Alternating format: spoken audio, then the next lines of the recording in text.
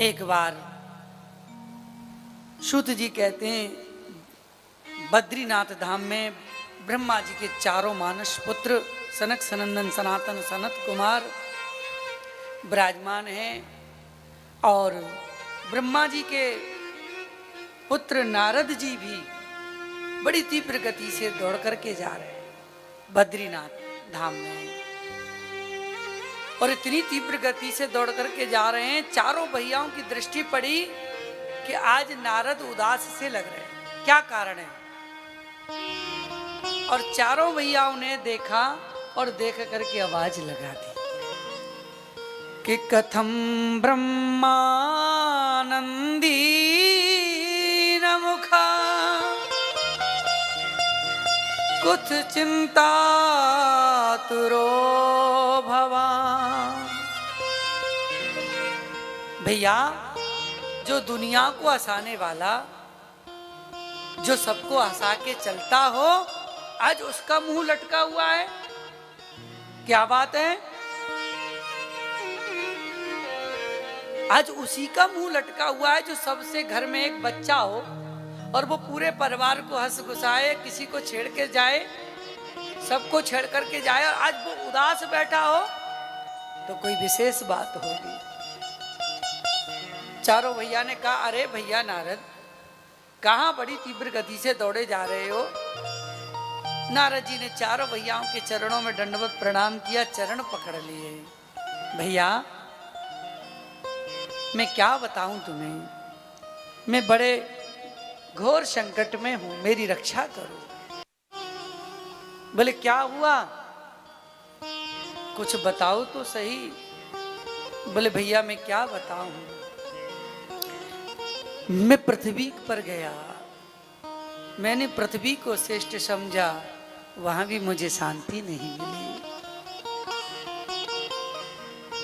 मैं सब जगह घूमा, सभी तीर्थों में गया, मुझे शांति नहीं मिली। पुष्कर में गया, वहां भी शांति नहीं मिली। प्रयागराज में भी गया, वहां भी शांति नहीं मिली। हरि क्षेत्र में गया, कुरुक्षेत्र में गया, सच कहता हूं भैया, मुझे कहीं भी शांति नहीं मिली। ना पश्चिम कुत्र चरमा, मुझे कहीं भी शांति नहीं मिली। मैं आपकी शरण में आया हूं, और तो और भैया मैंने एक बड़ा कौतुक देखा। बोले क्या देखा। मैंने पृथ्वी पे, और वहां मेरा मन बड़ा उदास हुआ कि तरुणी प्रभुता के साल को बुदिदायक। मैंने क्या देखा भैया, घर में पहले बुजुर्गों की सलाह ली करते थे। जब घर में सबसे बड़ा जो मुखिया हुआ करता था, घर में जब कोई प्रोग्राम कुछ कार्य किया जाता था तो उसे पास जाते थे, और तो और चरणों में बैठते थे, आग्रह करते थे, हमारो एक मन में विचार आयो है, अगर आप कहो तो आपको अगर आशीर्वाद होए, आप या को संभलवा सकें तो हम ये काम करने के लिए जा रहे हैं, हम आपका आशीर्वाद लेवे के ताई आए। तो बुजुर्ग लोग बड़े प्रसन्न हो जाते थे और बड़े सोच समझ करके उस प्रोग्राम को मंथन करके और बहुत विशेष बड़े रूप में ले जाते। बोले अब क्या हुआ। बोले महाराज, अब इस कलकाल ने ऐसी बुद्धि को विकृत कर दिया है लोगों को कि बुजुर्गों की तो घर में चलने की बात छोड़ो, अगर ने ऊंची आवाज में कुछ कह दिया, बेटा ने ये काम ऐसे नहीं ऐसे कर ले, अरे तुम्हारी तो बुद्धि सटा गई है, तुम कहाँ जानो। इस तरीके से बच्चे बुजुर्गों को संबोधित करते हैं अपनी वाणी के द्वारा।